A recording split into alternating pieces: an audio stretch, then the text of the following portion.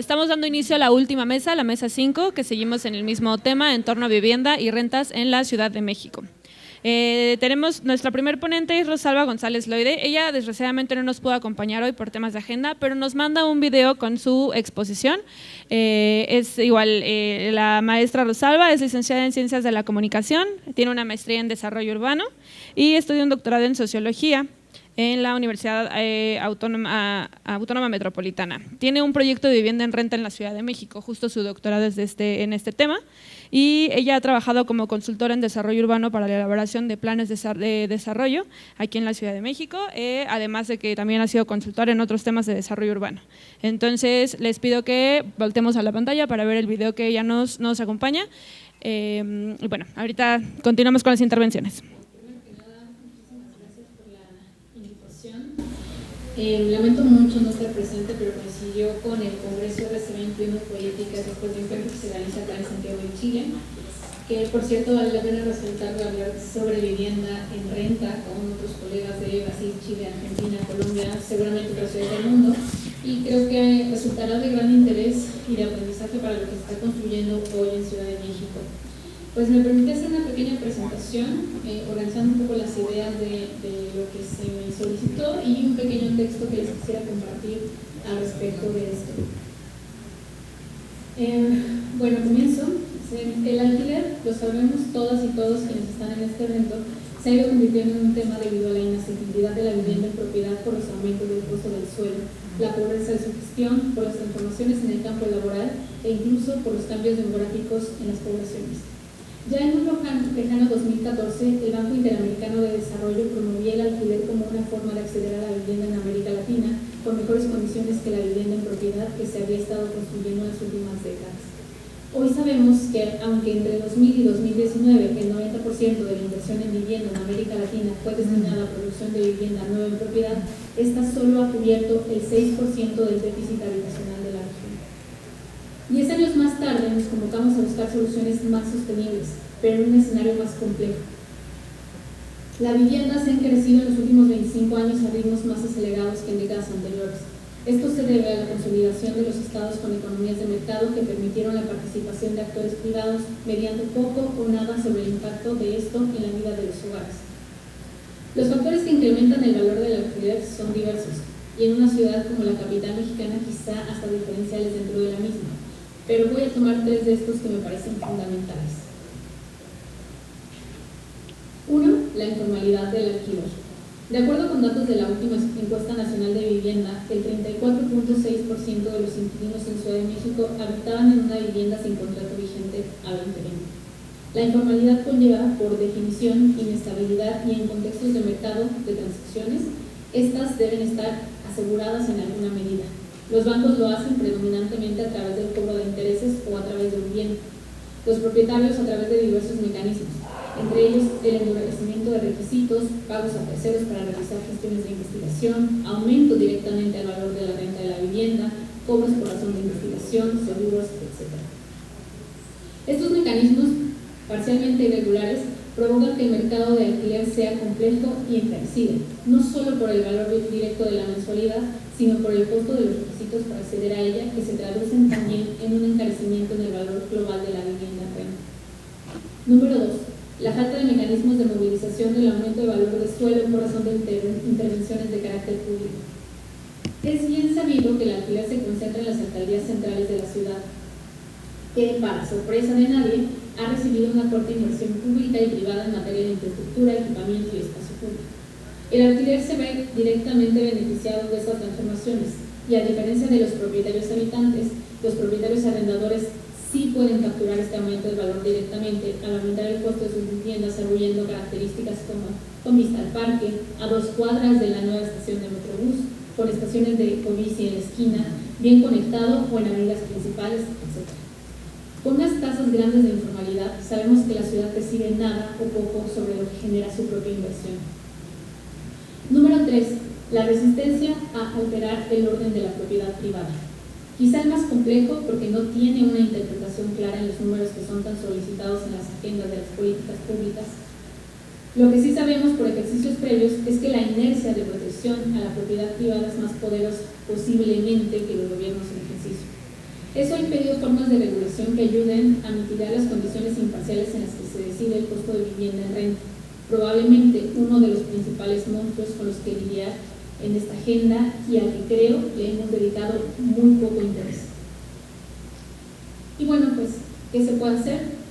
Primero, reconocer que esta carrera es de largo aliento.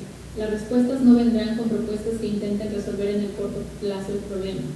Sobre esto, reafirmo, como lo he mencionado en múltiples espacios, que el paso número 0 es tener información certera sobre los arrendadores. Asunto que, vale la pena decir, ni siquiera está resuelto con el número de viviendas habitadas en alquiler en la ciudad. Aquí es necesario resaltar que el censo de 2020 recoge información solo a nivel municipio, para el caso de la ciudad de alcaldía, y que la encuesta nacional de vivienda hace lo mismo con un desglose a nivel entidad. Al tratarse en ambos casos de muestras, los números varían significativamente. El censo recoge una proyección de 662.916 viviendas en alquiler, esto es 24.3% viviendas particulares habitadas, mientras que para la encuesta nacional de vivienda tenemos una proyección de 731.534 viviendas, es decir, 26.5%. En este sentido, es de suma importancia exigir al INEGI pueda recuperar la pregunta de tenencia a nivel censal en 2030 e integrar otras variables en el muestreo que se generará para la encuesta intercensal en 2025. En ambos casos, para reconocer con mayor precisión las formas de ocupación y prácticas en materia de tenencia. Segundo, derivado del anterior y como se ha mencionado ya en otros espacios y por otros actores, el tener un registro de las propiedades colocadas en alquiler es un elemento fundamental para la protección de los actores involucrados en el sistema de alquiler.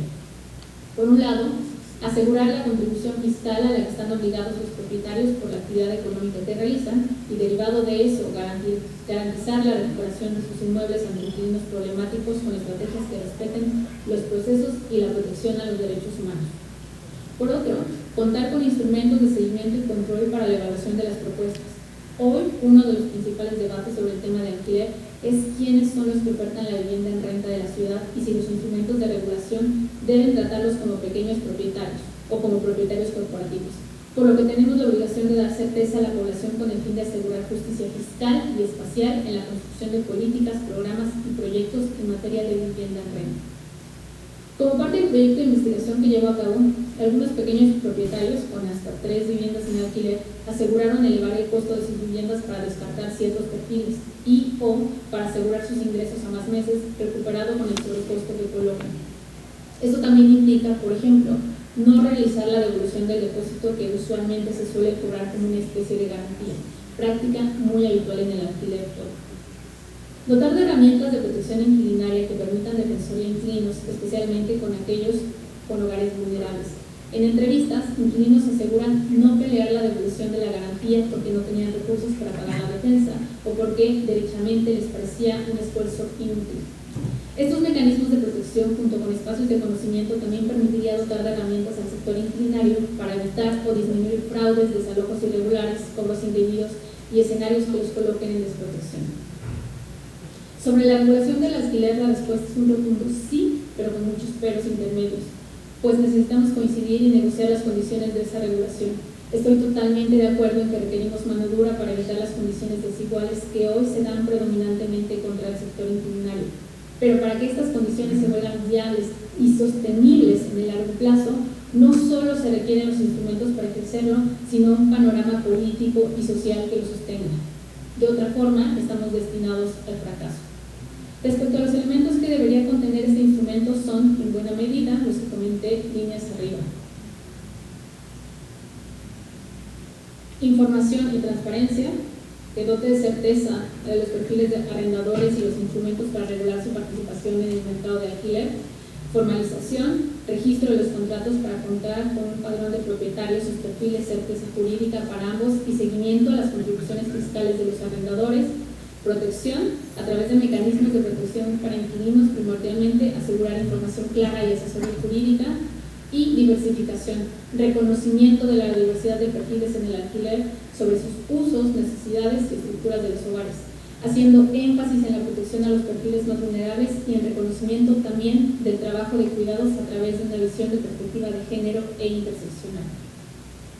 Por último, y aquí sí quiero ser muy enfática, Cualquier propuesta que no tome en cuenta el factor social y político de la vivienda en propiedad y las prácticas de las personas propietarias e inquilinas en el marco de estas lógicas está condenada al fracaso. Por lo que tenemos la obligación de mirar más allá de lo obvio para encontrar propuestas sostenibles con las condiciones en las que, dadas las tendencias, evolucionará la vivienda en la región y el papel protagónico que tendrá el alquiler en ellas. Enhorabuena por estos espacios y que continúe la agenda de alquiler. Y nada más para cerrar, poco reconocer la participación del alquiler como en un proceso global respecto del tema habitacional y que debemos de tomar en cuenta todo lo que dentro de ella se genera o está vinculado con otros fenómenos. Pues con esto me despido, muchísimas gracias por la invitación y enhorabuena con el tema inquilinario, que sigan los debates y que siga el diálogo al respecto. Muchas gracias.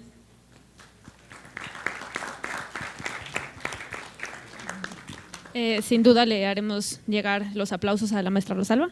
Y también pues retomar, consideramos que sí fue muy importante la intervención, o sea, cederle un espacio a ella en este foro, bueno, aparte de que esta mesa está llena de caballeros, ¿verdad? Entonces, para permitir enfoques desde distintos, desde otro género, pues. Retomar un poco lo que comenta la maestra respecto a la informalidad del alquiler, que esto genera inestabilidad, creo que es un elemento súper importante que tenemos que tener en cuenta. Y reconocer también que las soluciones no son a corto plazo, esto también creo que lo tenemos que tener muy en la mente. Toda solución que planteemos ahorita se va a ver reflejada no mañana, no pasado, sino en un plazo mucho mayor, que probablemente sea a las nuevas generaciones a quienes les beneficie en dado caso.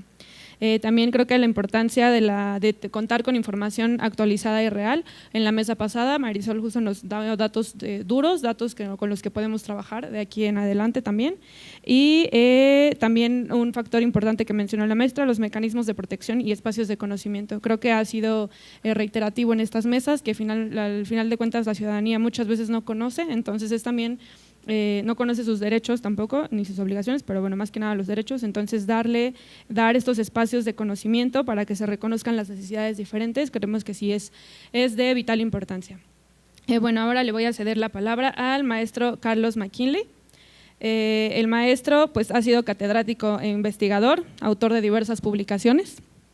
Ha sido asesor del PUEC también y actualmente se desempeña como asesor en la Secretaría de Desarrollo Urbano y Vivienda. Sin más preámbulo, le cedo la palabra al maestro Carlos. Muchas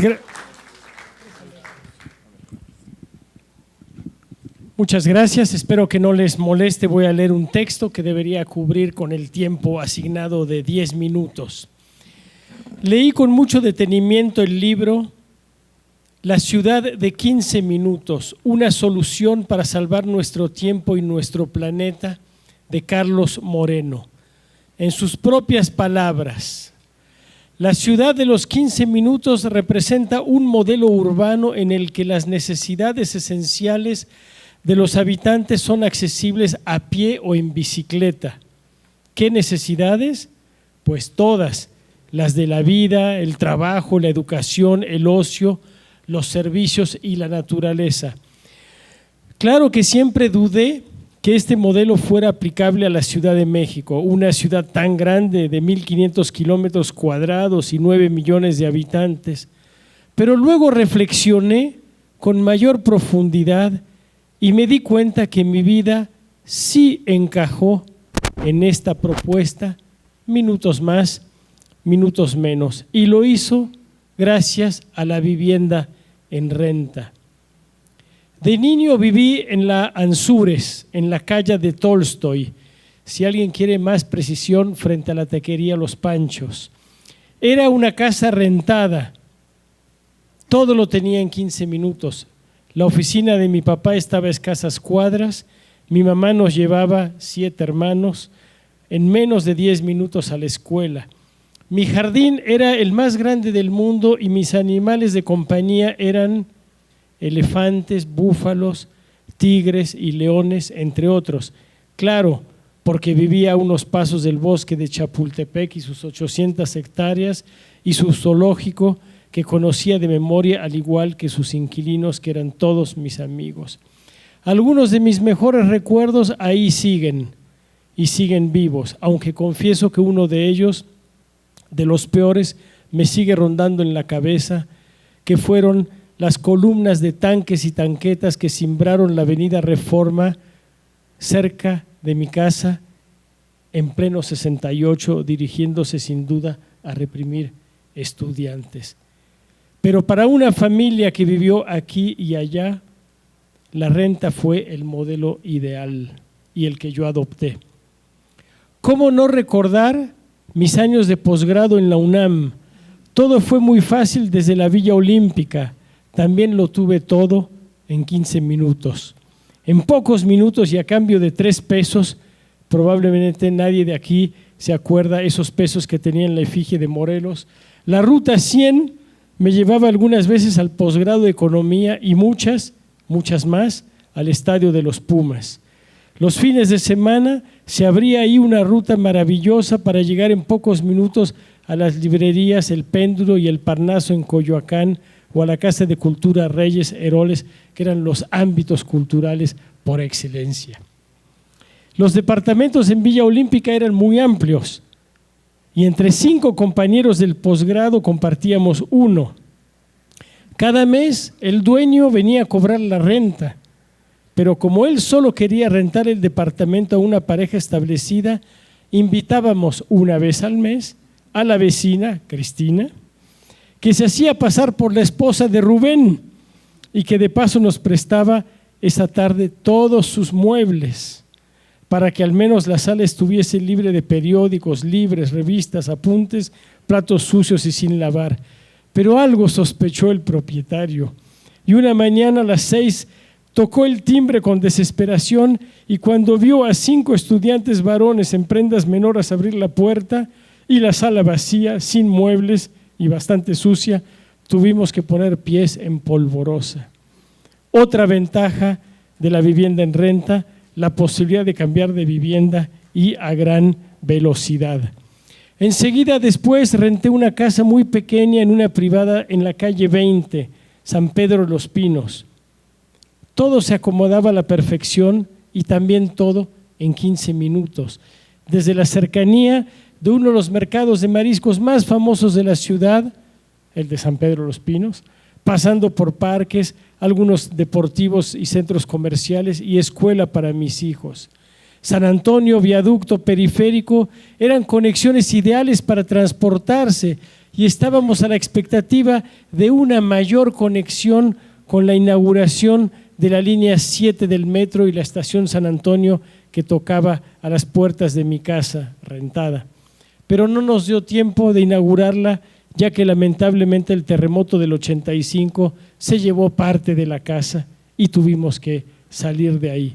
Otra ventaja de la renta, no tuve que pagar costos de reparación de la casa que se cayó. ¿Qué me dicen de la calle de Aguascalientes, entre Tonalá y Monterrey, donde transcurrieron 10 años de mi vida, rentando una antigua casa de 2 pisos? También todo en 15 minutos.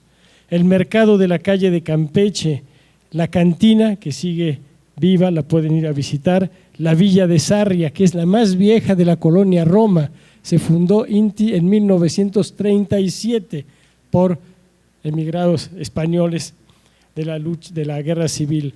Y a unos pasos la avenida Álvaro Obregón, sus restaurantes, sus casas coloniales como la Casa Lam, su espléndido camellón con artesanías y antigüedades, la librería El Péndulo y el Foro del Tejedor.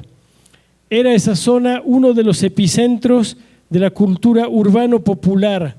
De ahí se alcanzaba fácilmente Rocotitlán de Botellita de Jerez o el semiclandestino Hip 70, que seguramente nadie de aquí conoció, quizás tú nada más, en donde Jaime Lora y el Tri, Cecilia Toussaint o los Tex-Tex la armaban verdaderamente de peluche. Pero ¿cuál incendio provocado por Nerón? Temas personales nos obligaron al abandono de la Roma. Otro tema positivo. Si bien un contrato de renta es muy diferente a uno de matrimonio, en todo caso los dos se pueden romper en caso de extrema necesidad, pagando costos en uno y pensiones, claro está, en otro, pero de que tuve que salir, tuve que salir. Ahora, ¿quién dice que no se puede? Después de muchos intentos lo logré. Ahora salgo de mi departamento, rentado obviamente en Mixcoac. Camino, Ricardo, 2 cuadras, llego al metro, abordo la línea 12, paso la estación Insurgentes Sur, bajo en Hospital 20 de Noviembre y camino otro par de cuadras. 18 minutos saliendo de mi casa me toma el trayecto total hasta sentarme en mi oficina en la Seduvi. Claro que también si quiero puedo ir y venir caminando para hacer ejercicio. Lo hago en 25 minutos, Homero, 25 minutos. O en ecobici, si estoy apurado, lo hago en 15. ¿Y qué hay entre esa casa y mi oficina? Pues gimnasios, cines, restaurantes, fondas, autoservicios, centros comerciales. ¿Quién en esta sala mejora esa oferta? Pocos. Es entonces que inevitablemente pienso en una de mis colegas de la Seduvi, Araceli. Acaba ella de cumplir 23 años de servicio público. Ella requiere 5 horas, un poquitito menos, 10 minutos menos, para transportarse por día entre la salida de su casa y la llegada a su oficina y de regreso a su casa. Hagamos juntos el cálculo, 5 horas por día, por 5 días a la semana, por 12 meses al año. En sus 23 años de trabajo, Araceli ha pasado un poco más de 3 años en algún pecero, autobús o vagón de metro. ¿Escucharon? 3 años de su vida en el transporte. Es el 5% de su vida a los 55 años que ella tiene. Claro, ustedes me dirán, ella sí es propietaria de su casa y seguramente muy feliz.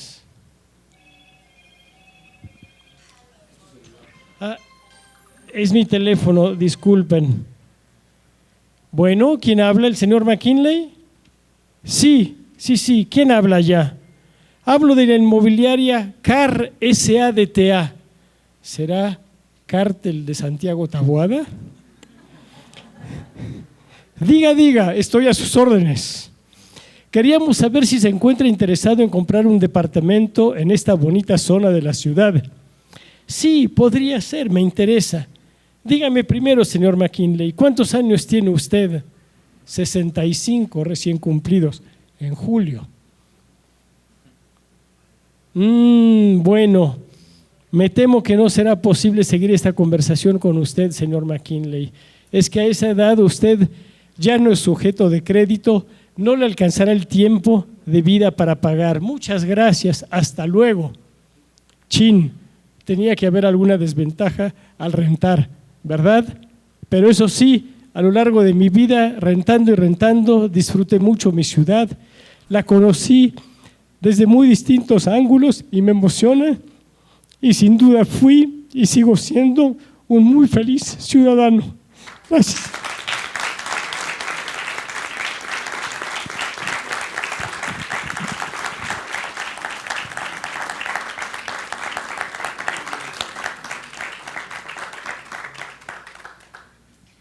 Gracias, maestro McKinley.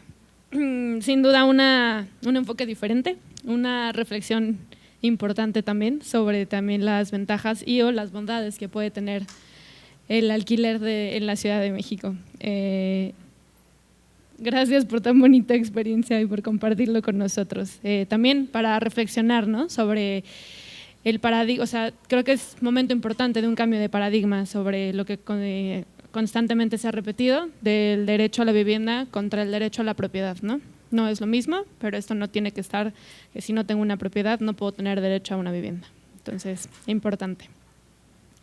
Voy a ceder la palabra en este momento a nuestro tercer ponente, Ricardo Tena Núñez.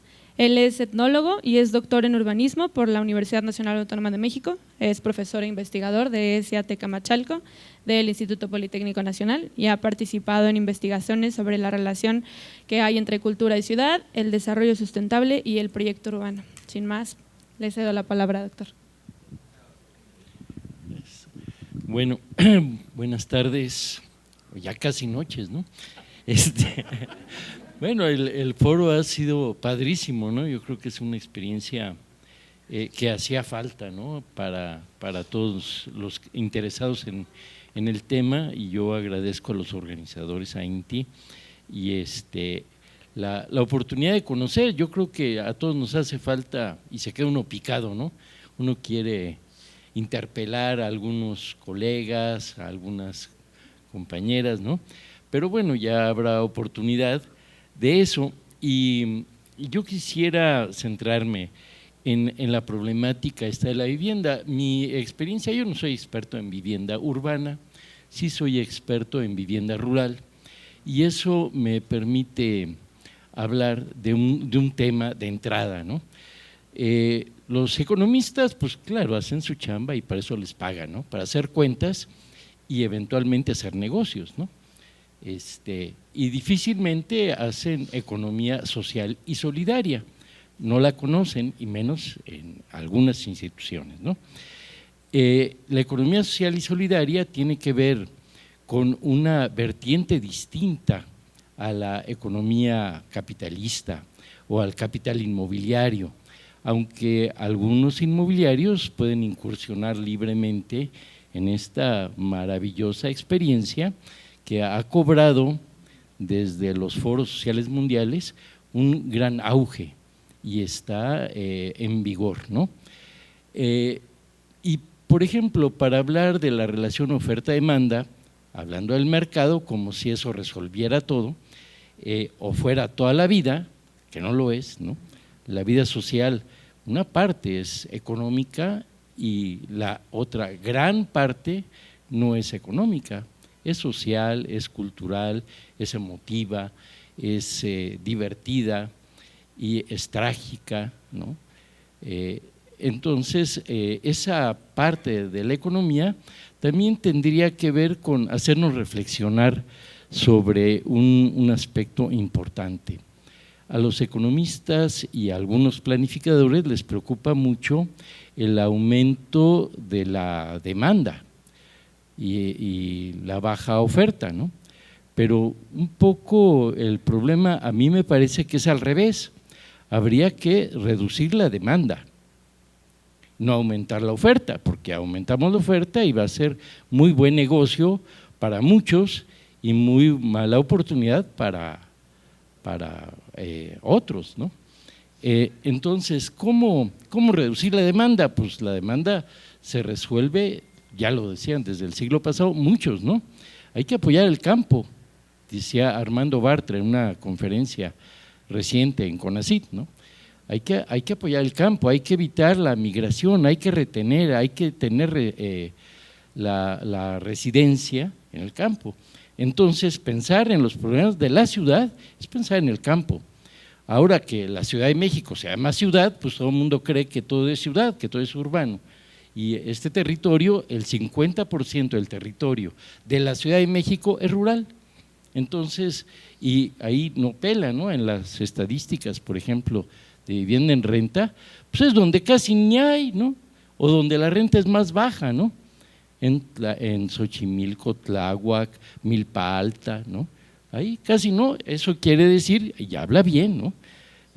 Habla bien de que se mantiene esa postura rural, a pesar de que algunos ecologistas lo manejan como suelo de conservación, está bien, pues, ¿no? Ahí se las dejamos. Entonces, esta relación campo-ciudad me parece que es importante. Y también bajo distintas modalidades en el campo hay vivienda en renta, pero lo que cuenta es el valor de uso y no el valor de cambio en el campo sobre todo. Y el valor de uso de la vivienda tiene que ver con el disfrute. A nosotros y seguramente a muchos de mi generación y a otros menos, ¿no? Nos ha tocado que nos presten la casa, ¿no? Vamos a trabajar en el campo y nos prestan una casa y vivimos ahí el tiempo que se requiera, 6 meses, 1 año, a veces más, y hay una retribución, ¿no? Es decir, no nos la prestan y ya nos quedamos dándoles las gracias, ¿no? Sino hay una retribución que no necesariamente es económica. Los arquitectos luego acostumbramos a arreglar las casas o echarlas a perder, ¿no? y es parte de la retribución que se hace, ¿no? En el campo. Y esta lógica en la ciudad es difícil de entender, ¿no? Porque es la ciudad del anonimato, ¿no?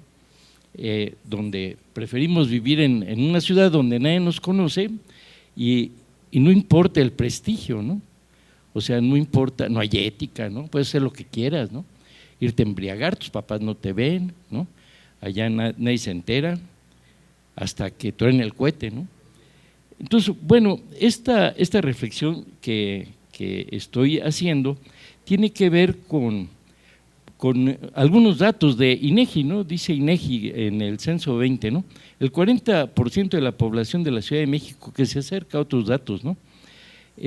Son viviendas rentadas, y de estas,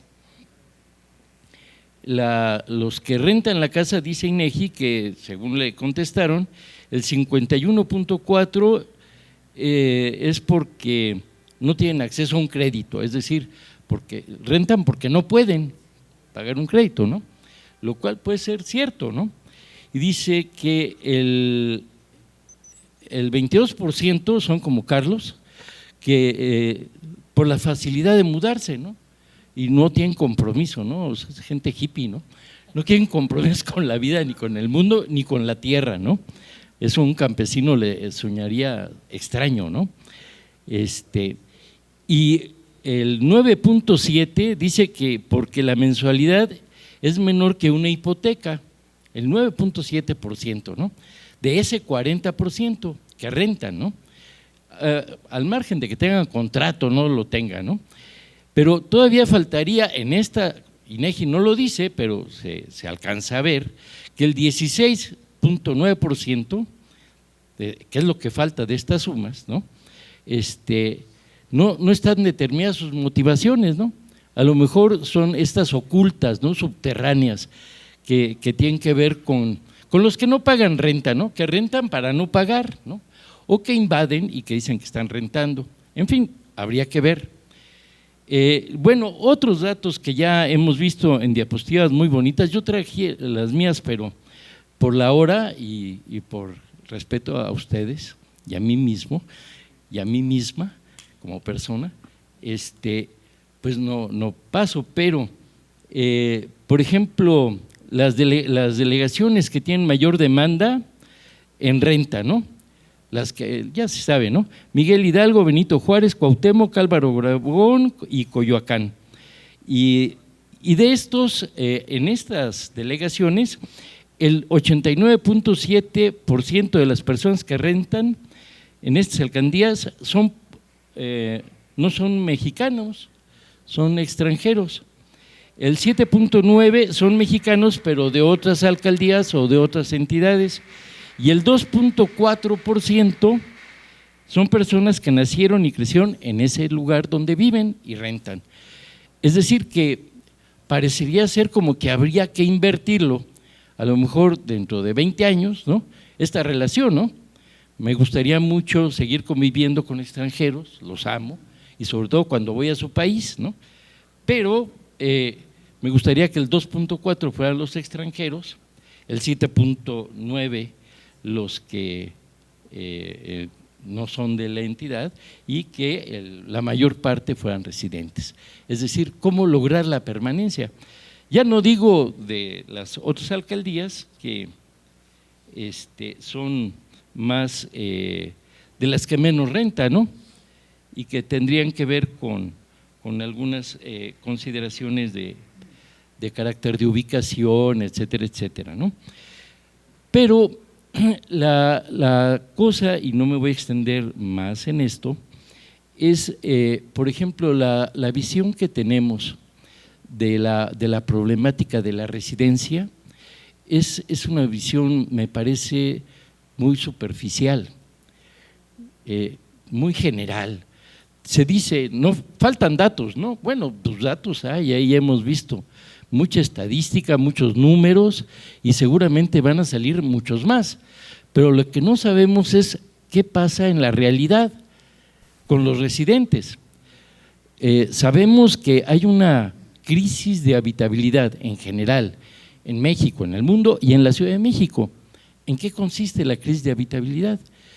Yo sostengo que es a partir de la residencia, la crisis de habitabilidad, es decir, condiciones de habitabilidad pésimas, ¿no?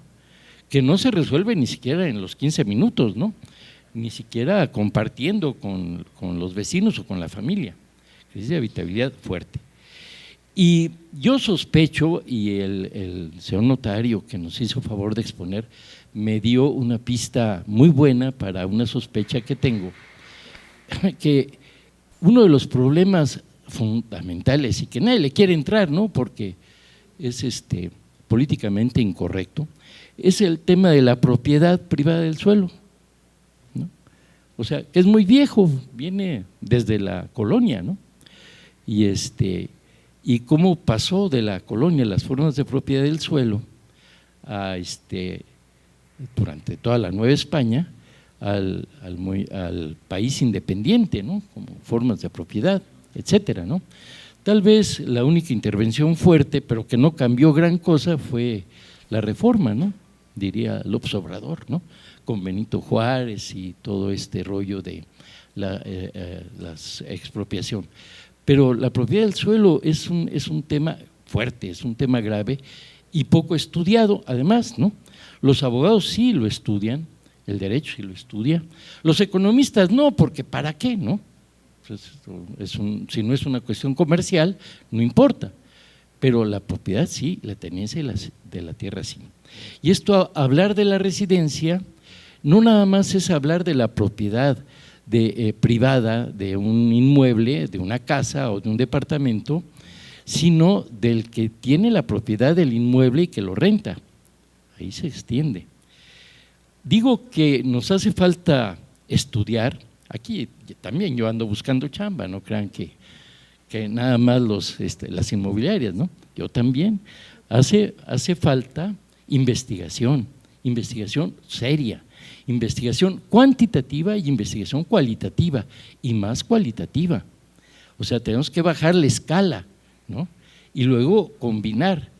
Se tiene que promover más la investigación científica, tecnológica y sociocultural de esta problemática. Y es una gran tarea, porque hay que formar gente que se dejó de formar hace muchos años, con el neoliberalismo que nos puso a todos a meternos en competencia, ¿no? A ver quién hace más puntos para la beca del SNI, o a ver quién vende más, o a ver qué área de la ciudad es más competitiva con otra, ¿no? Ese neoliberalismo pues se tiene que sobreponer, ¿no? Entonces yo digo que, y con estas 3 ideas concluyo, ¿no? El problema, como ya se ha dicho, de la vivienda o de la residencia es complejo y requiere de una consideración histórica y de carácter integral, que considere su complejidad y permita ubicarla en el contexto nacional y local contemporáneo. Perdón. De manera que contribuya a delinear el rumbo que se pretende tomar para alcanzar el bienestar social en sentido amplio. O sea, hay que delinearlo, no es así nada más a ver qué sale, ¿no? Con mejores condiciones de habitabilidad, en paz, con equidad, justicia y libertad, en principio, ¿no? Eso se tiene que prever y no es nada más planeación, ¿no? Es tomar una decisión de política, como la de la 4T, como otras, ¿no? Como en Colombia, ¿no? Eso se tiene que asumir, ¿no? Y hablando, por ejemplo, del concepto de topofilia, ¿no? Que no Perdón, tenemos tiempo ya. Sí, gusta ir cerrando nada más. ¿Ya acabo? Cierre su idea, no se preocupe. Sí, bueno, la cuestión esta de la problemática que enfrenta la vivienda en renta en la Ciudad de México da para pensar sobre otras modalidades de residencia que no son ni en propiedad ni en renta y que tienen que ver con ocupación de espacios, invasiones, con gente que está en prisión, con gente, no nada más los hoteles, con gente que está en albergues, con otras modalidades de residencia que tendrían que ver, si acaso, con la participación de los que viven en los lugares, en los barrios. Y la participación no es irles a tomar la opinión, diría René Coulomb, tenemos que trabajar con ellos para que sean los residentes los que definan qué tipo de residencia de residentes y de residencias va a haber en tu barrio y cómo le vamos a hacer para trabajar conjuntamente, ¿no? También esta diversidad de modalidades tendría que ver con estas políticas y que tiene que ver con la normatividad de cómo normar la residencia, ¿no? Y si no participan los habitantes, pues entonces cualquier cosa que se haga no va a funcionar, ¿no? O sea, así como en el centro histórico, ¿no? Se quieren hacer muchas cosas, pero no se hace nada, y entonces termina el narco, la Unión Tepito, expulsando a la gente de los departamentos, etcétera, de sus casas, ¿no? Y entonces, bueno, a mí me parece que la participación es fundamental y una vía alternativa sólida es el proyecto urbano. Trabajar el proyecto urbano como un enfoque de organización territorial local con participación ciudadana. Muchas gracias.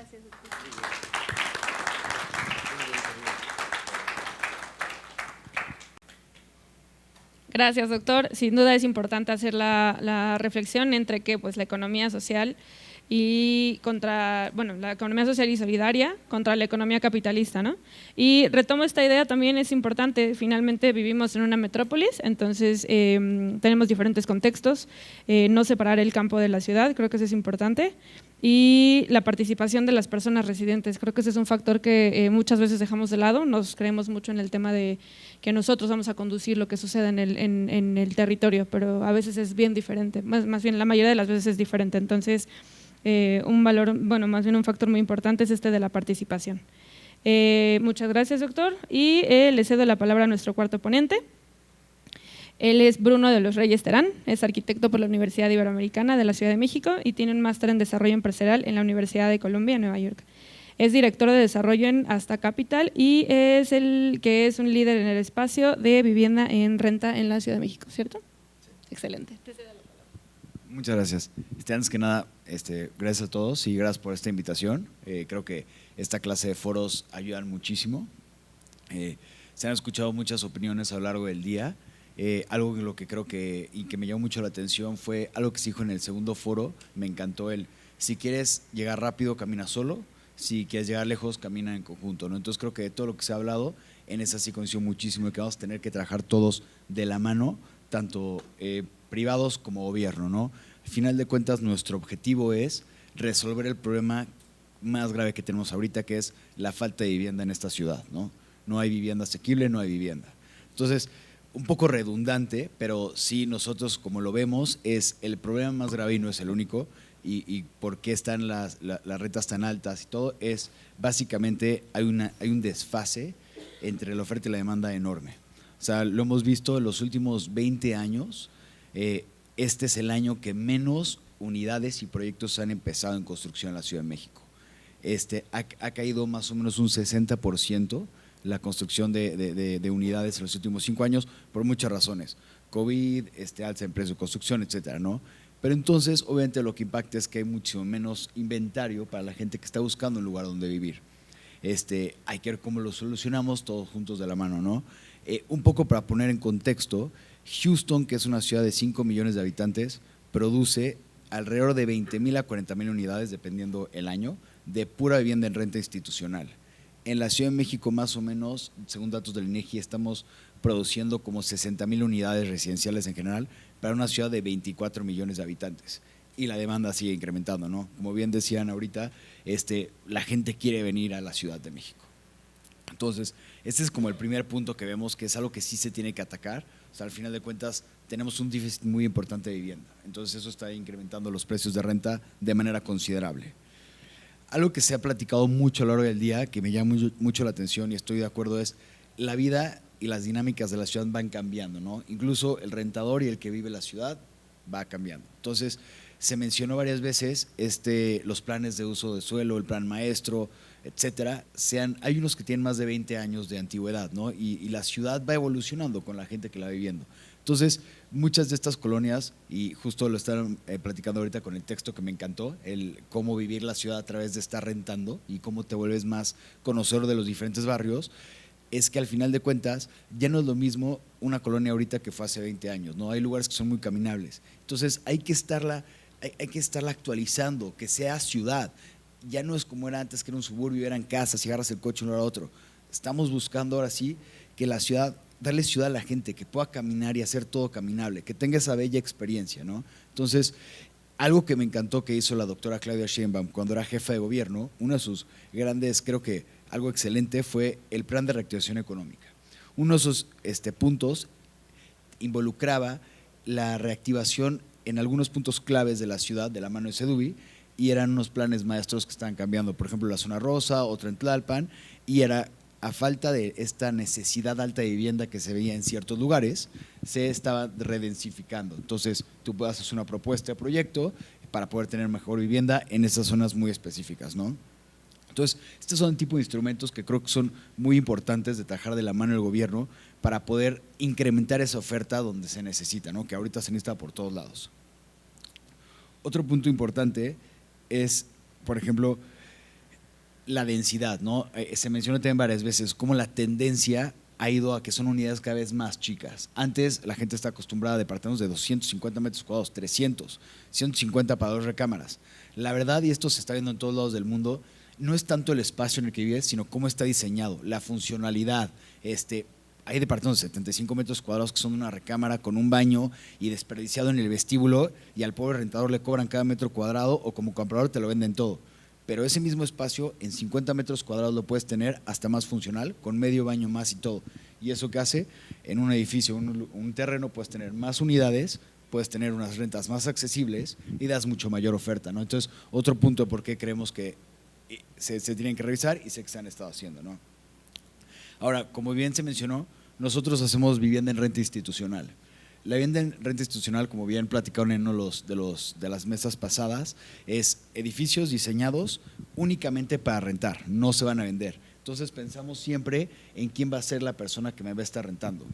Por propia naturaleza de cómo es este edificio, es un edificio mucho más sustentable, consumos de agua, consumo de luz y todo, porque al fin de cuentas yo que lo voy a operar y me lo va a quedar, lo hago para un margen operativo, pero por lo mismo ayuda muchísimo a la ciudad porque es sustentable. Tengo mucho menos consumos de todo este tipo de servicios. Por lo mismo, a los vecinos les gusta mucho también, porque yo no soy alguien que llega, construye un edificio y se va. Y como bien dicen, que pasó algo porque vicios ocultos, o construyeron mal, o algo de corrupción y se fue. Nosotros tenemos los edificios 10, 15 años, dependiendo del periodo, y estás de la mano de los vecinos todo el tiempo. Yo soy vecino de la gente donde estoy construyendo, ¿no? Porque me quedo ahí, pasa algo y yo estoy dando la cara, ¿no? Otra de las ventajas de este tipo de edificios, y lo verán un poco por cómo lo estoy diciendo, creo que la solución a la falta de vivienda, y se ha visto en otros lugares del mundo, es la vivienda en renta institucional, entregando más oferta, ¿no? Este tipo de edificios, por ejemplo, atacan varios puntos que se han mencionado en paneles pasados como preocupaciones. Uno de ellos es el tema de contratos, ¿no? Al ser como un edificio que esté diseñado para esto, yo tengo contratos, está totalmente regulado con todos los diferentes inquilinos, ¿no? Yo me encargo de todas las necesidades que puedan llegar a tener. Entonces, hay muchos puntos que igual ayudan muchísimo a este tipo de edificios contra este típico edificio de vivienda en venta. Por ejemplo, ahorita está creciendo mucho este tipo de edificios en Chile. Chile y México empezaron a desarrollar vivienda en renta institucional más o menos al mismo tiempo, hace más o menos unos 10 años. Chile ha resuelto muchos de sus problemas de vivienda con este tipo de edificio. Hace más o menos en los últimos 3 años, Chile ha duplicado su número de departamentos de vivienda en renta institucional, y eso ha logrado que se baje alrededor de 15-20% de las rentas en la zona donde se han estado desarrollando esta clase de edificios. Entonces, al final de cuentas, entregando esta oferta, este tipo de departamento, y como bien mencionaba Alberto en el panel pasado, le das mucho más accesibilidad a la gente a dónde pudiera vivir, ¿no? Al final de cuentas, lo han mencionado muchas veces, vivienda en venta, no todo el mundo tiene cómo comprar una vivienda, ¿no? Entonces te limita muchísimo. Esto al final de cuentas decimos que es vivienda asequible, porque pues, es muchísimo más barato que tener que pagar una hipoteca, estar pagando mensualidades, etc. Entonces, la solución como lo vemos nosotros es trabajar de la mano del gobierno, tratar de atacar esta falta de oferta que existe en la ciudad y haciendo productos, edificios que sean que se adecúen a las necesidades de los rentadores y de la gente que necesita vivienda y en las diferentes zonas, ¿no? Entonces, eso creo que es el objetivo a hacer. No es algo fácil, es complejo, por lo cual creo que este tipo de dinámicas y foros son muy buenos, ¿no? Poder escuchar las diferentes perspectivas y enfoques de todos los diferentes jugadores. Yo creo que coincido muy bien con lo que está diciendo Alan, por ejemplo, en el panel pasado, que ahorita ya no es tanto la vivienda en venta, ya no es necesito mi patrimonio, es vivienda en renta. La gente se puede mover más, hay más movilidad y te da muchas más opciones al final de cuentas. Me gustaría concluir nada más con un poco de ejemplo. Sé que todo el mundo ha estado dando al final de cuentas su opinión sobre qué opinan si se tiene que hacer un control de rentas o no. La verdad es que control de rentas. Entonces, un poco están hablando de todos los análisis que se tienen que hacer, cualitativos, cuantitativos, etcétera. Y la verdad es que esto sí es un tema que nosotros hemos investigado muchísimo. Al final de cuentas nos dedicamos a esto. Y hay muchas ciudades que ya lo han implementado en diferentes maneras. Algunos de manera exitosa, otros no. Per se, vivienda, controlar la renta nunca ha sido exitoso. En Argentina ahorita traen traen una bronca enorme. Al final de cuentas se implementó el control de rentas en el 2019. En el momento en el que sucedió, bajó el inventario disponible. La gente no quiere estarlo rentando porque al fin de cuentas te puedes amarrar a alguien que se mete y no te va a estar pagando. Muchas complicaciones, ¿no? Se empieza a armar un mercado negro en las afueras. Ahorita que Milei quitó la ley, hace como unos 3-4 meses, el inventario prácticamente se duplicó de departamentos que estaban dando en renta y las rentas bajaron más o menos un 20%. Entonces, hay maneras buenas de implementarlas y no. Por ejemplo, me llamó mucho la curiosidad que se mencionó mucho el caso de Viena. El caso de Viena es un caso muy exitoso que nos gusta bastante, donde el gobierno trabajó muy de la mano de los privados, ¿no? Entonces, el gobierno lo que hizo estuvo inyectando capital, trabajando de la mano de privados para poder desarrollar vivienda social y vivienda asequible, ¿no? Lo que hicieron fue hacer un gran, como digamos, un pipeline de oferta para que existiera vivienda necesaria para la gente que lo necesitaba. Entonces, creo que la solución en este caso es mucho la conversación y el diálogo que tengamos entre privados y gobierno, al final de cuentas. Muy bien.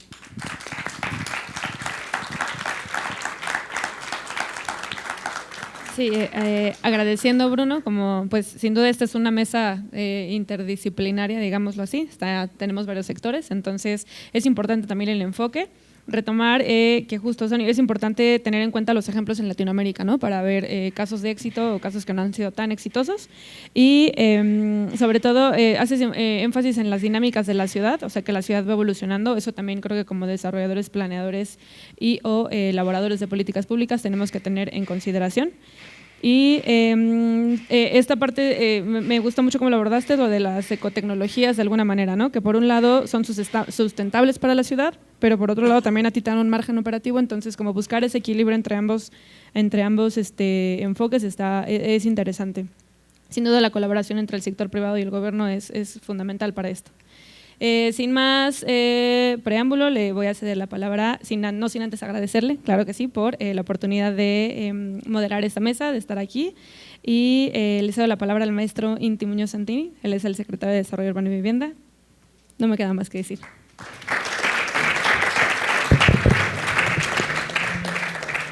Muchas gracias, Vinisa.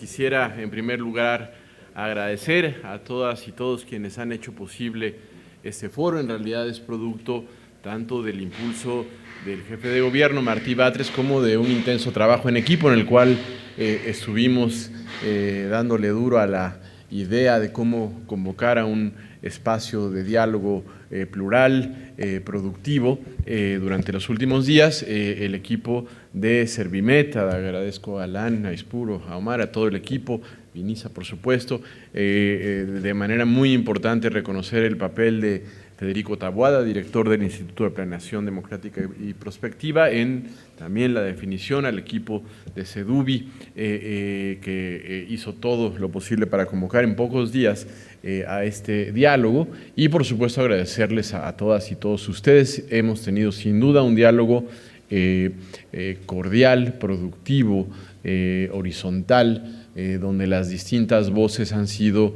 escuchadas, voces que tal vez no se habían encontrado nunca, hay que decirlo. y con quienes, sin embargo, el gobierno de la ciudad dialoga todo el tiempo. Aquí todavía a esta hora el auditorio tiene la presencia de actores del movimiento urbano popular, de activistas, de académicos, de quienes representan a la empresa privada, y es muy importante que nos entendamos todas y todos como la suma de las y los otros, es decir, si algo nos ha demostrado el devenir de México, y el proceso de transformaciones que estamos viviendo y que seguiremos viviendo, es que no es bueno vivir sin escucharse, no es bueno vivir en burbujas donde no entendemos la realidad de las y los otros, los puntos de vista de las y los otros. Sin duda de este diálogo, agradeciendo todas las intervenciones, algunas muy puntuales, profundas en términos estructurales, precisas en términos de propuestas, aclarando que nunca hablamos de control de rentas, por cierto, nunca hablamos de control de rentas, hablamos de otras cosas, de un conjunto de cosas, un conjunto de posibilidades, de temas, de principios, de pasos que se deben dar. Se pusieron en la mesa temas como equilibrio, regulación, certidumbre para todas y para todos. Y tengan la seguridad de que de aquí saldrán líneas lo más consensuales posibles que nos permitan dar pasos posibles que además puedan entenderse en el corto, en el mediano y en el largo plazo, en términos de la necesidad urgente de construir una política innovadora, una nueva política para la gobernabilidad en un tema tan importante como el de las formas en que la gente accede o no accede a la vivienda adecuada. Quisiera hacer rápidamente, a manera de sí poner aquí algunas ideas que como secretario y como servidor público quisiera poner en la mesa. Primero, hacer un poco de historia. ¿Por qué estamos en la situación en la que estamos? Primero, creo que nadie podría pensar que la ciudad que heredó el gobierno democrático en 1997 era mejor. Es decir, creo que no podemos, si bien siempre es muy importante mirar a la historia, las experiencias, los procesos que fueron buenos para la gente, que abonaron en la construcción de un país mejor, particularmente la ciudad que heredamos en 1997 no era mejor que esta. Era una ciudad en la que la inseguridad, la desigualdad, la precarización, el hacinamiento, la expulsión que ya comenzaba de habitantes, pero sobre todo la ciudad que era una ciudad en crisis, era una ciudad que justo salió a las calles y a las urnas para decir queremos cambiar de rumbo y queremos construir el destino nosotras y nosotros mismos. Es esa ciudad heredera de la solidaridad ciudadana del terremoto del 85, que se reconstruyó y se puso en pie a sí misma, que después de la mano de sus movimientos sociales se propuso ser más democrática y más igualitaria. Es esa ciudad que, a fin de cuentas, ha venido haciendo conciencia de sí misma cada día, proponiéndose ser mejor democráticamente todos los días. Es una ciudad que se caracteriza por ser consciente de sí como un ente plural, colectivo, diverso, en el que debemos garantizar siempre los derechos de todas y de todos a una vida digna, en una vivienda adecuada, con acceso a todos los servicios, con acceso a la educación pública y gratuita, a buenos servicios de salud, al espacio público seguro, democrático, plural, a un medio ambiente sano, con el derecho al agua garantizado. Ese es el tipo de ciudad que hemos venido construyendo desde entonces. En el año, el ingeniero Cárdenas hizo un esfuerzo muy importante de diagnóstico y de planeación. De hecho, algunos de esos programas parciales de desarrollo urbano o delegacionales, que no tienen la culpa, porque son instrumentos que no se han cambiado, datan de ese momento. Los primeros programas parciales de desarrollo urbano del centro histórico, programas parciales y delegacionales donde no los había habido, datan de ese momento. En el gobierno de Andrés Manuel López Obrador, entre 2000 y 2006, se emprendió la apuesta más importante, un diagnóstico de fondo sobre hacia dónde debía ir la ciudad.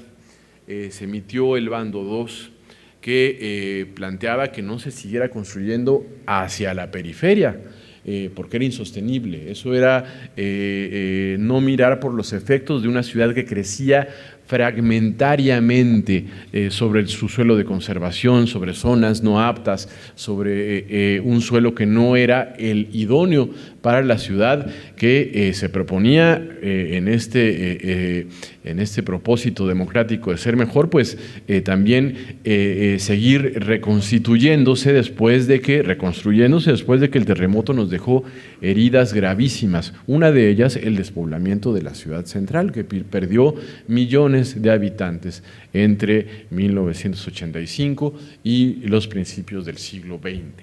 El Programa General de Desarrollo Urbano del Distrito Federal, hoy vigente, se propuso trazar esas líneas gruesas y consensuales sobre las cuales debía caminar la ciudad.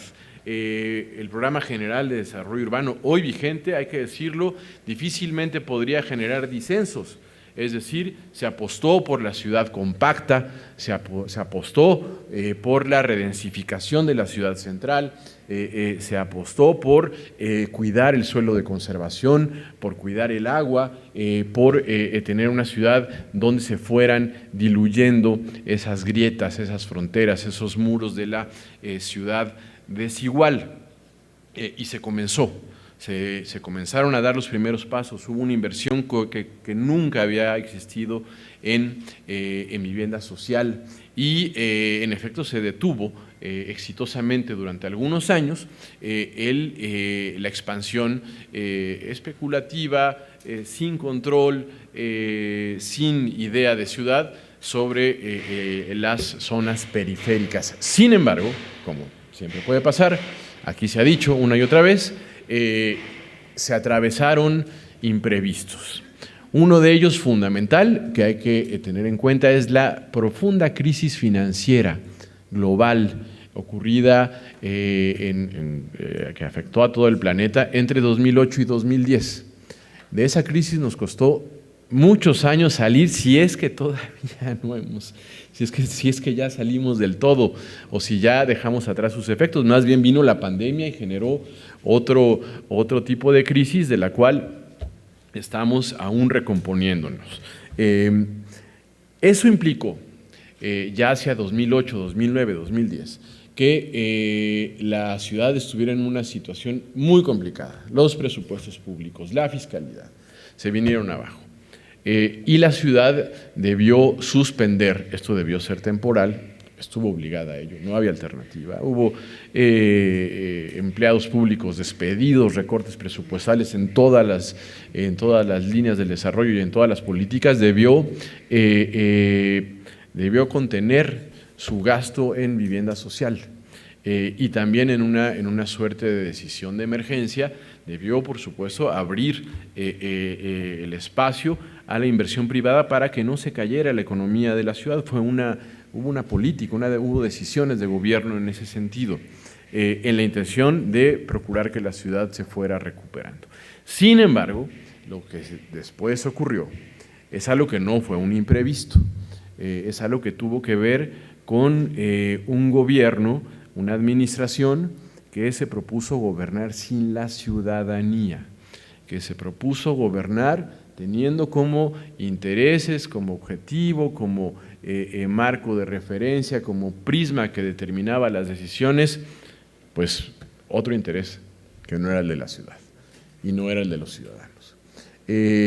A este peso que se le dio a la inversión privada en el desarrollo inmobiliario, cosa válida en un contexto de equilibrio, de construcción de acuerdos, de construcción de hacer ciudad colectivamente, de eso se pasó al repliegue decidido, intencionalmente, absolutamente de manera deliberada, de la inversión pública en vivienda social, en vivienda de inversión mixta, en vivienda público-privada, en vivienda asequible.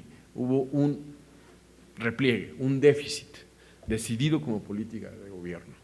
Y a eso agreguemos que siguió algo terrible, se pasó a una lógica de complicidad con quien se prestó a ello.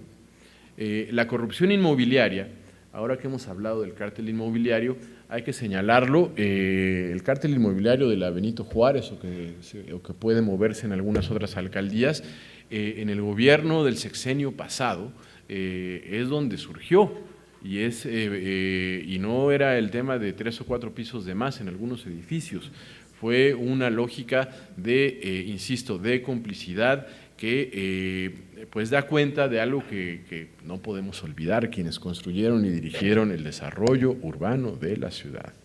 Durante la administración pasada o están prófugos de la ley o están en la cárcel por delitos contra el desarrollo urbano, por haber atentado contra los intereses de la ciudad. ¿Y qué nos trajo todo eso? A fin de cuentas, ¿por qué platico todo eso? Porque hay consecuencias directas de estos errores o estas decisiones o estos enfoques que se toman cuando no se camina de la mano de la gente. La corrupción inmobiliaria es un factor del encarecimiento del suelo, lo dijo aquí el jefe de gobierno. La falta de una política social, una política pública para conducir el ordenamiento territorial del desarrollo urbano en los términos de la ciudad que democráticamente queremos ser, por supuesto que también genera otro tipo de fenómenos. Es un componente de la especulación, al final fue un componente de la escasez del suelo que heredamos. Es un componente de la pérdida de equilibrios en todos los sentidos. Y al final también tuvo como resultado que el desarrollo urbano y el ordenamiento territorial estuvieron a expensas exclusivamente de las leyes del libre mercado. Aquí que se ha hablado de la importancia de tener en cuenta lo que la oferta y la demanda determinan. Diría David Harvey, estamos absolutamente conscientes de ello y hay que lidiar con ello para construir cooperativamente la ciudad. Lo cierto es que se hizo daño al territorio, un daño irreversible, tal vez en algunos aspectos, un daño profundo. El encarecimiento es tal vez el más grave de esos daños, pero también se afectó el equilibrio hídrico, también se afectó el tejido social, el tejido barrial, se afectaron todas esas formas de ser ciudad por las que en realidad la gente había decidido teníamos que apostar. Al entrar en funciones el gobierno de la doctora Sheinbaum, se hizo un diagnóstico de todo esto. La situación era grave, había comenzado el encarecimiento, había comenzado la expulsión, había comenzado la imposibilidad para millones de personas de acceder a una vivienda a través de la compra o a través de la renta. Se puso primero orden en el desarrollo urbano, en las instituciones. Esto implicó detenerse, se perdió tiempo, se invirtió tiempo en ello, hubo que desmontar estructuras de corrupción, se debieron definir nuevas líneas de política, pero sobre todo se debió emprender una tarea que además de la reconstrucción por los sismos del 2017 implicaba reconstruir el tejido urbano que posibilitara el crecimiento sostenido de la ciudad en términos de ver a la ciudad como el espacio, el lugar para vivir con dignidad, trabajar, ser felices, crecer, hacer una familia y desarrollarnos todas y todos juntos. Lo primero que se hizo, teniendo claro que estaba a la vista la necesidad de construir nuevos pactos, nuevos acuerdos, un nuevo programa general del ordenamiento territorial, nuevas leyes, también a la luz de algo que se heredó, y hay que decir, eso sí fue producto de un pacto social, no de la la virtud de algún gobierno, que es la Constitución de la Ciudad de México, donde ahí estuvo, por cierto, conducida por Porfirio Muñoz Ledo, que ayer, a quien ayer homenajeamos, estuvo ese pacto social, que era el Pacto Social de la Ciudad Democrática. Por cierto, la administración de aquel momento ni siquiera entendió bien algunos de los conceptos de la Constitución, pero ahí estaban, nuevos derechos, necesidad de nuevas leyes. Se invirtió como nunca de nuevo en vivienda social, proyectos de vivienda social en edificios que habían sido expropiados en el gobierno de Andrés Manuel López Obrador, se reactivaron en el centro histórico, en la zona central de la ciudad, se invirtió de manera histórica en el Instituto de Vivienda. Hay que decir que hoy, este año, en 2024, el INVI tiene el presupuesto más alto de su historia. En un año aumentó 30% su presupuesto. Hoy tiene un presupuesto de 4,700 millones de pesos. Se han concretado 120,000 acciones de vivienda social. Se está comprando suelo, se están echando a andar nuevos proyectos, se está terminando vivienda, y eso da cuenta de del compromiso cumplido con recomponer la política de vivienda social como un eje medular, como una columna vertebral de cualquier apuesta por ser una ciudad mejor. Recientemente hemos dado cuenta de la evolución, de la permanencia de esa visión de la ciudad, con algo que aquí ha sido mencionado y que saludamos como una buena, una apuesta correcta. Es algo que se ha calificado así por parte de todas las voces, que es el primer proyecto de vivienda social en renta para jóvenes. Esto se echó a andar después de haber tenido un amplio proceso de diagnóstico, construir alternativas, buscar opciones con todas las instituciones, y estamos esperanzados, contentos en que esto ha generado una importante expectativa, y esperamos ser la semilla también de una nueva política, al respecto. Creo que las lecciones que nos da la evolución de la Ciudad de México a lo largo de la historia reciente, solo me quedo con la historia de este siglo, dan cuenta de que el mercado de rentas de la vivienda en la Ciudad de México, y también el mercado de vivienda, el mercado inmobiliario, debe caminar sin nunca dejarse de dar cuenta, nunca dejar de ser conscientes, ¿no? Todos los que estamos aquí, yo los invito todas y todos a que no dejemos de ser conscientes de una realidad a la hora de proponernos cómo ser parte de una mejor forma de hacer ciudad. En la Ciudad de México, 4.9 millones de personas son la población económicamente activa, en una ciudad de poco más de 9 millones de habitantes. 4.9 millones de personas. Sin embargo, todos los días vienen a la Ciudad de México pasando 3, 4, 5 horas en el transporte público, 5, 6 millones de personas. Son las personas que hacen la ciudad todos los días, son quienes trabajan en las oficinas de gobierno, son quienes trabajan en los mercados, son quienes construyen la ciudad con sus manos, con su esfuerzo, con su tiempo. Y no estamos logrando aún garantizarles la posibilidad de vivir con dignidad en su ciudad.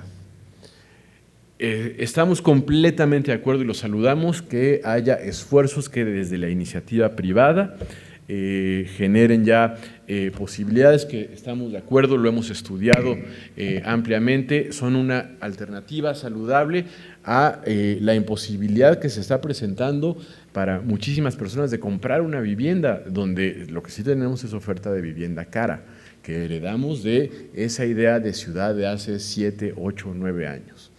Estamos completamente claros de que apostar por la construcción de vivienda en renta desde la empresa privada formal, lo que aquí se ha llamado vivienda en renta institucional, es bueno, es más barata, que es más accesible que otros tipos de renta. Sin embargo, esto debe ir acompañado de un conjunto adicional de políticas.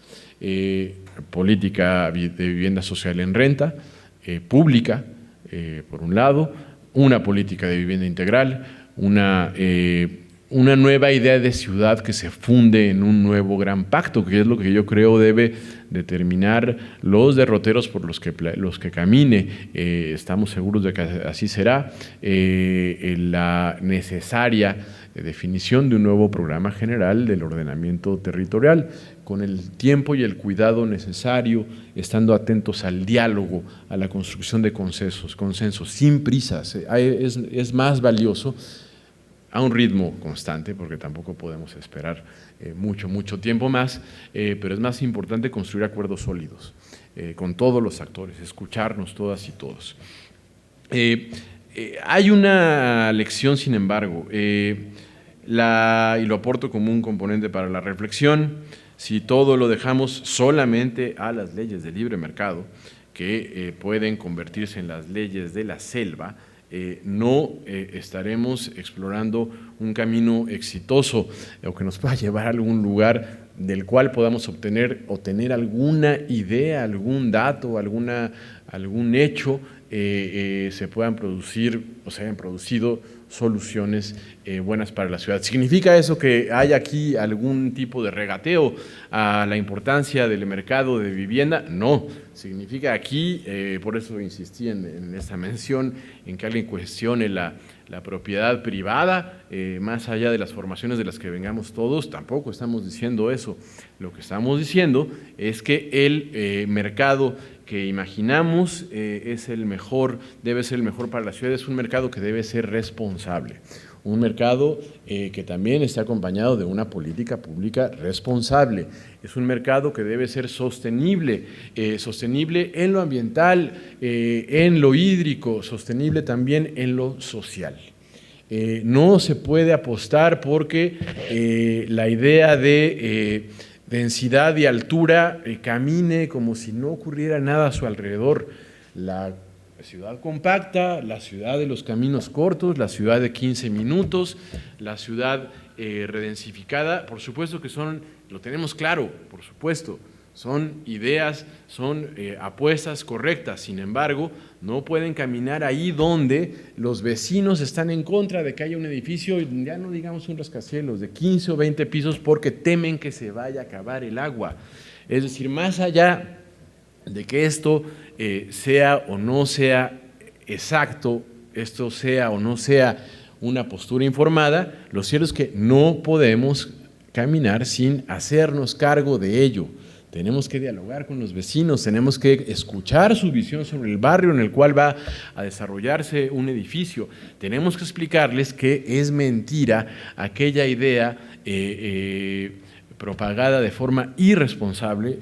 La antítesis de la política responsable es la irresponsabilidad. Un ejemplo de irresponsabilidad fue aquel mensaje que, con afanes de propaganda política, se difundió a principios de este año, donde se señalaba que había un día cero del agua. Lo dijo particularmente el candidato de la derecha al gobierno de la Ciudad de México y acusó que la responsabilidad de ello era del gobierno de la Ciudad de México. El efecto concreto de eso fue que a partir de una información sin fundamento alguno se triplicara, cuadruplicara la preocupación vecinal en torno al desarrollo inmobiliario. Lo vemos en Sedubi todos los días. Sin embargo, así como lo es la vivienda, el otro gran eje central, columna vertebral del presente y el futuro sostenible de la ciudad, en efecto, es el agua. Y para solucionar la gran problemática del agua están en curso un conjunto de soluciones, un conjunto de apuestas estructurales, una inversión histórica, una apuesta por cambiar de paradigma, que es fundamental. Debemos captar el agua de lluvia, debemos apostar con todo por el reciclaje, por sistemas que tengan un componente sólido de sostenibilidad ambiental e hídrica en todas las construcciones. Tenemos que hacer todo eso. Sin embargo, la ciudad, trabajando solidariamente como lo sabe hacer y poniendo en la mesa todo el conocimiento científico, técnico, que ha acumulado a lo largo de la historia, podrá salir adelante de esta problemática determinada por el agua, que también hay que decirlo, es un problema mundial. Ese entramado de nuevos pactos, así como debemos verlos a la luz de una visión donde el mercado puede jugar un papel importante en la construcción de la ciudad en términos de generar economía, empleo, dinamismo, por supuesto, rentabilidad, pero tiene que entenderse en términos de una visión completa, integral de ciudad Qué bueno que podamos resolver el acceso a la vivienda para quienes tienen un ingreso superior a los 20,000 pesos. Sin embargo, hagámonos cargo de que el 90 o más % de la población no gana aún apenas más de un salario mínimo, aún después del incremento histórico del salario mínimo, que ha sido producto de la convicción transformadora a favor de la gente de los gobiernos de la Cuarta Transformación. Entonces, hay que trabajar también en ello. Por eso es tan importante que trabajemos de la mano. Ese entramado de nuevos pactos debe partir entonces de la necesidad de una política pública fuerte en materia de ordenamiento territorial, desarrollo urbano, vivienda.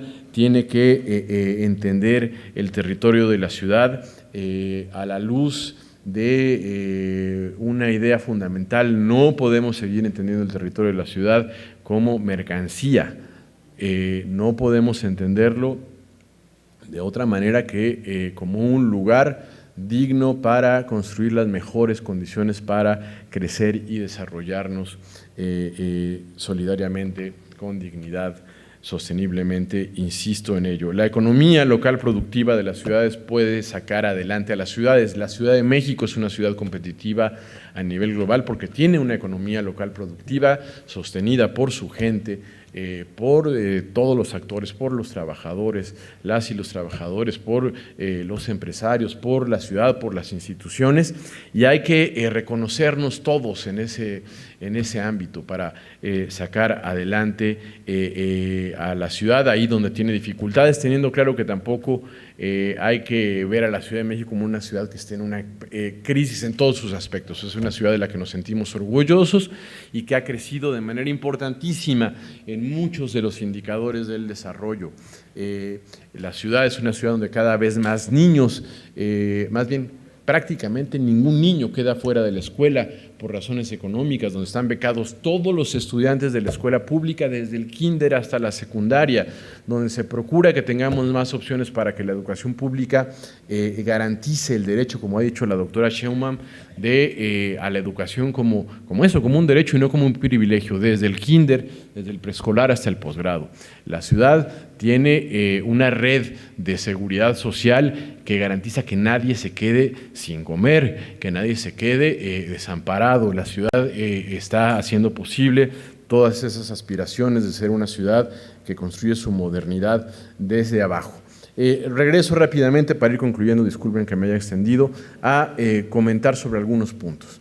Sí, por supuesto, alturas y densidad, ya lo dije, pero que partan de ese nuevo pacto. ¿Dónde sí? ¿Dónde no? ¿Dónde tomando en cuenta la opinión de las comunidades? Por ejemplo, en los pueblos y los barrios originarios esto debe ser rediscutido, ya ha anunciado el jefe de gobierno esa intención, es decir, ahí donde la altura de un edificio puede afectar el equilibrio urbano y barrial, es importante que tengamos en cuenta la posibilidad de ver dónde sí es posible, dónde es mejor que ocurra y dónde debemos redefinir los parámetros. Esto pasa por el programa general, pasa por los actuales programas delegacionales de desarrollo urbano y por los programas parciales. Tener en cuenta que esa ciudad que crece con equilibrio y que en efecto genera una nueva, mayor, diversa, de calidad, sostenible, mejor oferta de vivienda, se dé con equilibrio y responsabilidad en materia hídrica, hay que caminar teniendo en cuenta todas esas soluciones. Es decir, no podemos caminar si no tenemos en cuenta lo que dicen las instituciones públicas sobre hacia dónde hay que ir, lo que está puesto ahí como nuevos derroteros y nuevas soluciones integrales al problema del agua. Se ha hablado aquí muchísimo, que bueno, lo celebramos, de la necesaria visión, la siempre necesaria visión de comunidad, de la importancia que juega el espacio público, lo dijo Salvador Urrieta.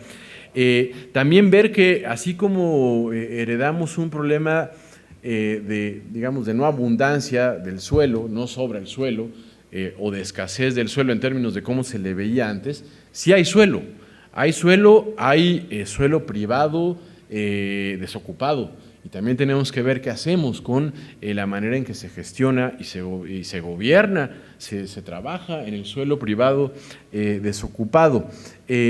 Tenemos entonces que construir con esa visión esa mayor oferta pública y privada de vivienda accesible que, como hemos visto aquí, tiene en la modalidad de las rentas un componente fundamental, imprescindible de su futuro necesario.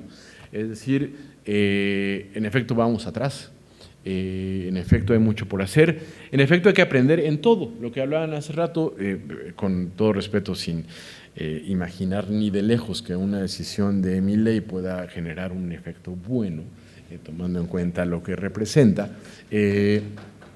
Lo que representa un político, no quiero abundar, o sea, es decir, un político que tiene una visión clasista, racista, xenofóbica, violenta de la vida, no. Sin embargo, por supuesto que aprenderemos de todo lo que se hace en otras ciudades, como lo hacemos siempre. La cuarta parte de la vivienda en París es vivienda de propiedad pública en renta. La cuarta parte. Es algo que se ha construido con base en las viejas políticas de vivienda heredadas del estado de bienestar, pero que ha evolucionado a la luz de los procesos de gentrificación que tuvieron lugar en un París con una saturación turística tremenda, donde la gentrificación estaba produciendo estragos y que llevaron a que las autoridades locales desarrollaran maneras de que las cosas evolucionaran, y ese es el resultado. Ya existía ahí un conjunto de medidas donde si tú rentas tu departamento y te vas de ahí, quien lo renta primero se lo tiene que ofrecer al Estado, o si lo vendes también se lo tienes que ofrecer al Estado.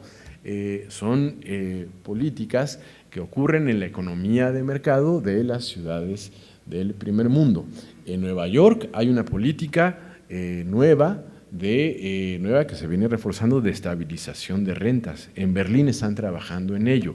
Pues claro que vamos a tomar en cuenta aquello que no haya funcionado en algún lugar, pero pues siempre lo hacemos. A veces eso es algo bueno que resulta de llegar algunos años después. Nos pasó en el centro histórico, vimos qué cosas habían pasado de una manera que no era la mejor en otros centros históricos del mundo y aplicamos la experiencia acumulada.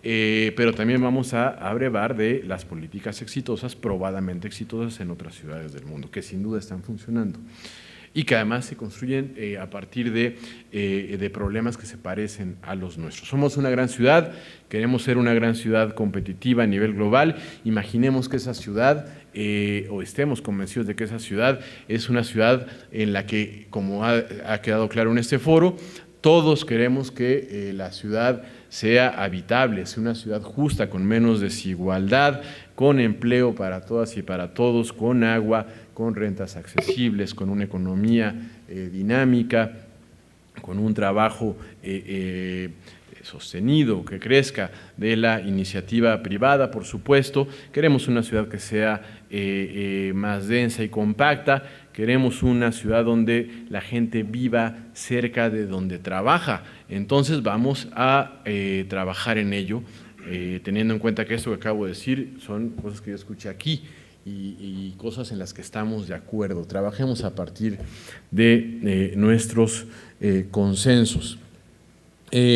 Nos hacemos completamente cargo, lo hemos hecho toda la administración, hemos trabajado sin descanso en ello, de que la administración debe ser mucho más eficaz y debe garantizar que haya políticas para el desarrollo inmobiliario que garanticen la eficacia, la transparencia, que no ocurra que un permiso u otra cosa, un dictamen, lleve a que algo se detenga un año o dos o más.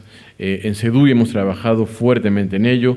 Quienes trabajan con CEDUBI saben que eso ha sido algo muy importante, de lo cual nos sentimos muy orgullosos gracias al trabajo del equipo de CEDUBI. Tenemos nuevas herramientas como la Comisión de Impacto Único, tenemos ya una ventanilla única para la construcción. Tenemos mucho por hacer en que en las alcaldías también se pueda asentar una nueva lógica, una visión que tiene que ver con gobernar para la gente. No con otra cosa, con entender en ello el espíritu del servicio público. Hay algo que la doctora Sheinbaum y el doctor Martí Batres nos reiteraron los dos al principio de sus periodos como gobernantes. La doctora Sheinbaum desde el principio de su administración nos decía en las mesas de trabajo: aprendan a gobernar como ciudadanos, tomen las decisiones como si fueran ciudadanos. Y creo que es una tarea en la que todos debemos siempre comprometernos.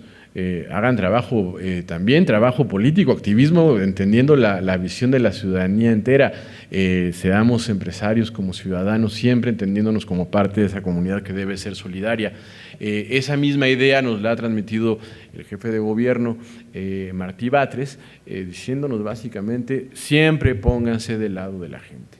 Y más aún, ante la disyuntiva, siempre pónganse del lado de quien está en desventaja. Es algo que en una ciudad solidaria, progresista, plural, diversa, todos debemos tener siempre muy, muy presente. Hemos encontrado, y ahora sí con esto concluyo, algunas líneas consensuales también. Es necesario tener una nueva política que atienda el fenómeno que hemos aquí descrito y analizado, que es el del encarecimiento de la vivienda en renta. Y es algo que tiene que tener efectos en lo inmediato. No podemos esperar, porque eso es algo que afecta la calidad de vida de millones de personas.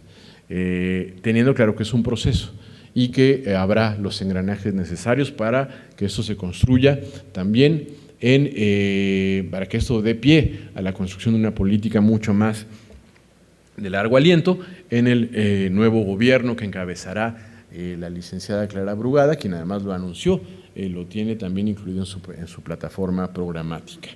Tenemos que darle componentes a esa nueva política, creo que está claro. Aquí se ha hablado de un conjunto de líneas que creo también pueden entenderse como consensuales. El no tener un registro o un registro cabal agudiza la posibilidad de los abusos, permite otras lógicas como la especulación.